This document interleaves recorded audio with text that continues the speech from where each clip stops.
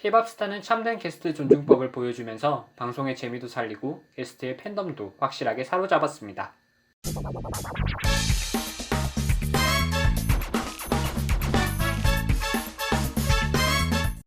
안녕하세요. 만타문화 트렌드의 만타입니다. 웹예능 K-pop 스타는 먹회장 이영자와 쑥총무 김숙이 매주 컴백을 앞둔 아이돌 게스트에게 푸짐하고 맛있는 음식을 해주는 자칭 월드와이드 먹방쇼입니다.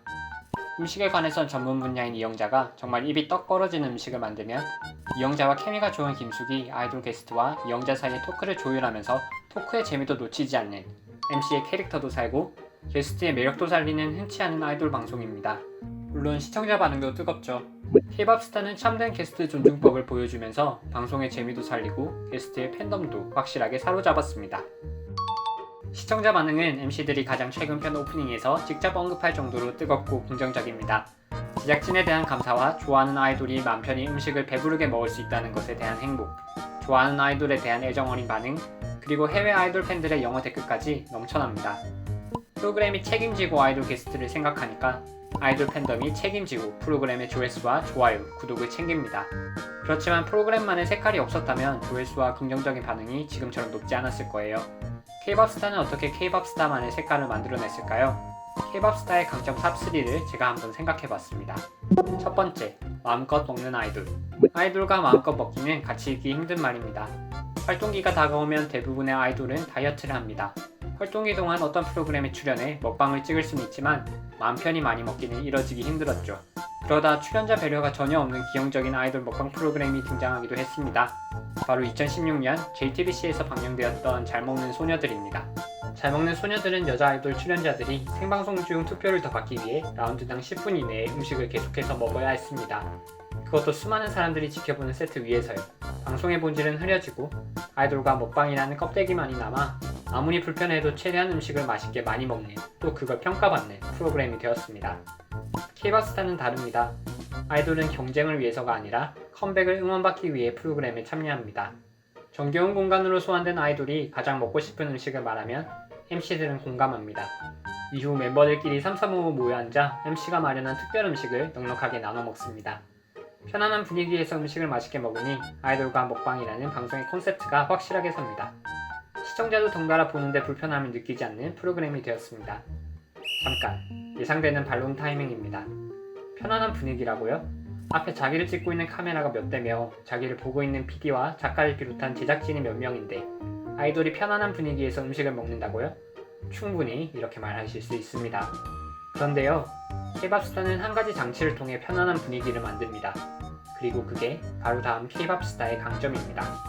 두 번째, 눈이 즐거운 큰손 음식. 100인분 삼겹살, 10kg 한우 스테이크, 36kg 랍스터, 돼지 4마리 등갈비, 쭈꾸미 170마리, 장어 40마리, 닭 12마리 누룽지 백숙, 소 갈비찜 50인분. 넓은 소뚜껑에 이영자가 만드는 음식의 스케일은 일반적으로 상상하기 힘들 정도로 큽니다. 그러다 보니 메뉴가 처음 공개될 때 비주얼이 압도적이죠. 출연자들은 음식의 양에 1차적으로 놀랍니다. K-pop 스타에서만 볼 수 있는 음식 비주얼 덕분에 K-pop 스타에서 게스트들은 다른 촬영장보다 제작진 신경을 덜 쓰게 되었습니다. 쉽게 말하면 음식으로 눈을 팔리게 해 아주 잠시라도 이를 위한 촬영이라는 사실을 잊게 만든단 말이에요. 그리고 카메라는 그런 게스트들의 리액션을 놓치지 않습니다. 많은 양의 음식을 한 소뚜껑 위에서 조리하다 보니 소뚜껑도 매우 큽니다. 재료는 한 숟가락이 아닌 한 양푼이씩 들어가고요.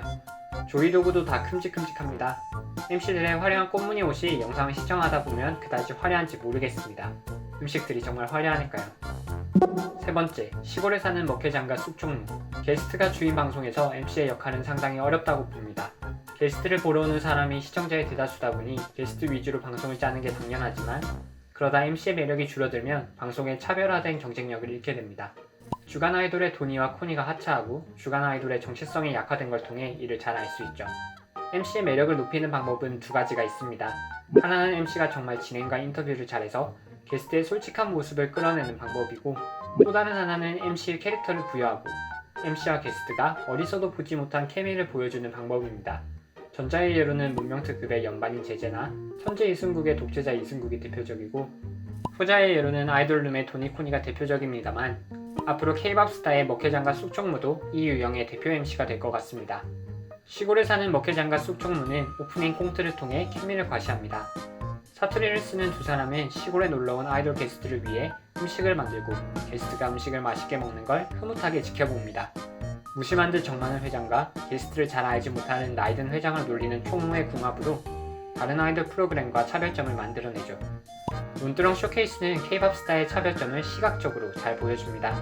화려한 무대 혹은 스튜디오 대신 논두렁을 배경으로 멋진 퍼포먼스를 보이는 아이돌은 K-POP 스타가 아니면 보기 힘들죠.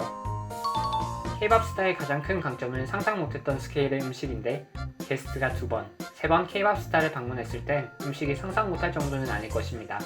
진정성 있는 변화를 주지 않는 이상 K-POP 스타는 그렇게 인상적이었던 한때의 콘텐츠가 되겠죠.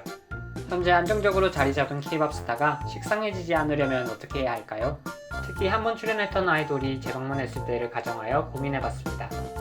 K-POP 스타의 3가지 구성, 즉 먹고 싶은 음식 인터뷰, 회장이 만든 음식 먹기, 논두렁 쇼케이스 중에서 뒤의 두 구성은 음식 메뉴의 변화와 아이돌의 신곡으로 충분히 변화를 줄 수 있습니다. 그렇다면 맨 처음 인터뷰의 질문을 바꿔야 하는데요. 저는 재방문한 아이돌에겐 K-POP 스타를 다녀간 후에 먹은 음식 중에서 팬들에게 꼭 추천해주고픈 메뉴를 K-POP 스타에서 물어봐줬으면 좋겠습니다. 좋아하는 아이돌이 비활동기에 어떤 시간을 보냈는지는 언제나 팬들의 관심사이고 K-POP 스타처럼 음식을 주제로 한 방송에서 위의 질문을 관련 에피소드를 풀기에 정말 좋은 소재라고 생각하기 때문입니다. 여러분들은 여러분이 좋아하는 아이돌이 K-POP 스타를 재방문했을 때 어떤 질문을 받았으면 좋겠나요? 아래 댓글을 통해 알려주세요. 영상이 마음에 드셨다면 좋아요와 구독 알림을 눌러주세요. 좋아요와 구독 알림은 제작에 큰 힘이 된답니다. 오늘도 와주셔서 감사합니다. 지금까지 만타였습니다.